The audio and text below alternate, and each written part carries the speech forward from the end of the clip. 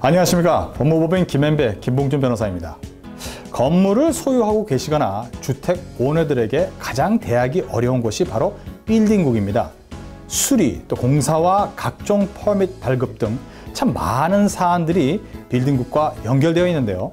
그것과 어떻게 하면 원만한 소통이 가능한지, 또 문제 발생 시 어떻게 해결해야 하는지 여러 가지 궁금한 사항들을 오늘 뉴저지 포틀리시 빌딩국의 다이렉터로 계신 브라이언 리베로 씨를 모시고 건물법에 대해 한번 자세하게 알아보도록 하겠습니다.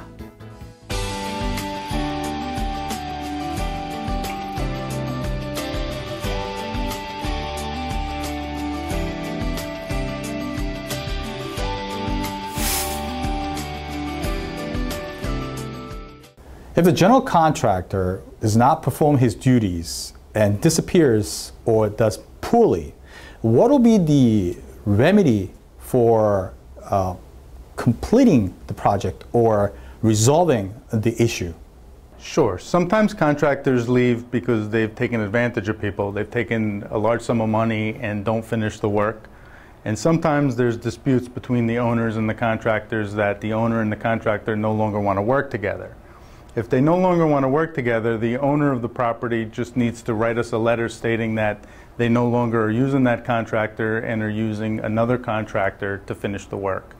In the case where the contractor has taken advantage or ripped off the homeowner, what we do is we advocate on the homeowner's side and write a letter to the appropriate licensing board, and then they would investigate them. Share us an example of something like that happened in your We've had our fair share of people getting taken advantage of, unfortunately, where they come in and they tell the homeowner that the job is only going to take a day, you don't need a permit.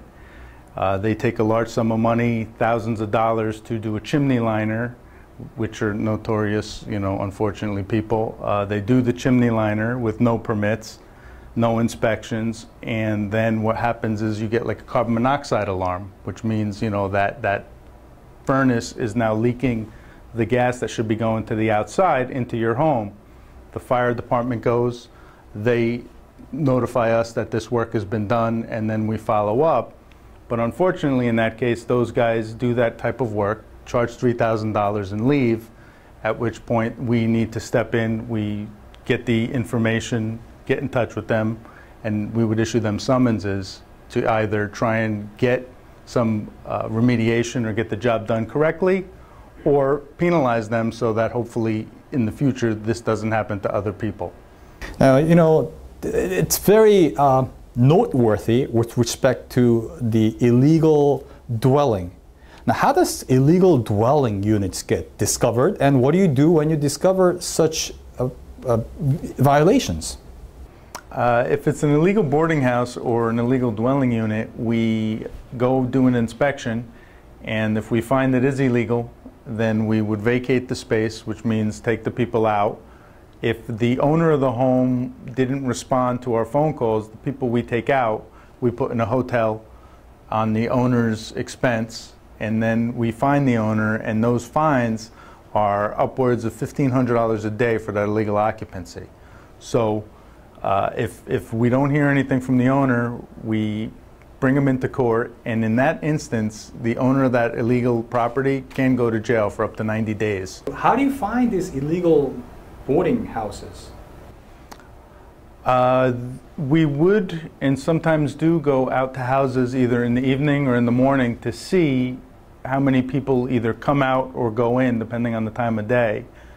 The majority of all or almost all our illegal apartments come from neighbors, because when you have an illegal apartment, you have more vehicles, so those vehicles now get parked on the street. They're overcrowding the area of the neighborhood, and people, their quality of life now deteriorates to the point that they don't have any place to park where they once had a place to park, so they would call up the building department. And the second way we get a large amount of our, or the majority of the rest of the complaints, is from the police department. They get called either on domestic violence, or they get called to a place because someone needs an ambulance because they got hurt, And when they go in, they're aware of what an illegal apartment looks like in a basement or an attic, and they forward us a police report or call us while they're there, and we would go over there. So I just want to thank everybody for tuning in, and would like to let everyone know that the building department is here to help everybody. And if there's any questions that you have, feel free to reach us at any time during the week. My name is Ribbaro, as you know, and we're here to answer any of your questions or concerns or complaints if you have them about something being done in town that you think is being done incorrectly. But don't be afraid to call us and let us know any of your concerns. 네, 여러분, 오늘 브라이언 리베로 씨를 모시고 유익한 정보를 들을 수 있었습니다. 자, 빌딩국은 건물과 주택 오너들을 보호하고 안전에 관한 각종 법적 장치들을 진행하는 기관인 만큼 다가가기 힘들어 하기보다는 문제가 발생했을 때 좀 더 적극적으로 협조하고 건의했을 때 우리의 귀중한 권리를 누릴 수 있을 것입니다. 오늘 여기까지입니다. 김봉준 변호사였습니다.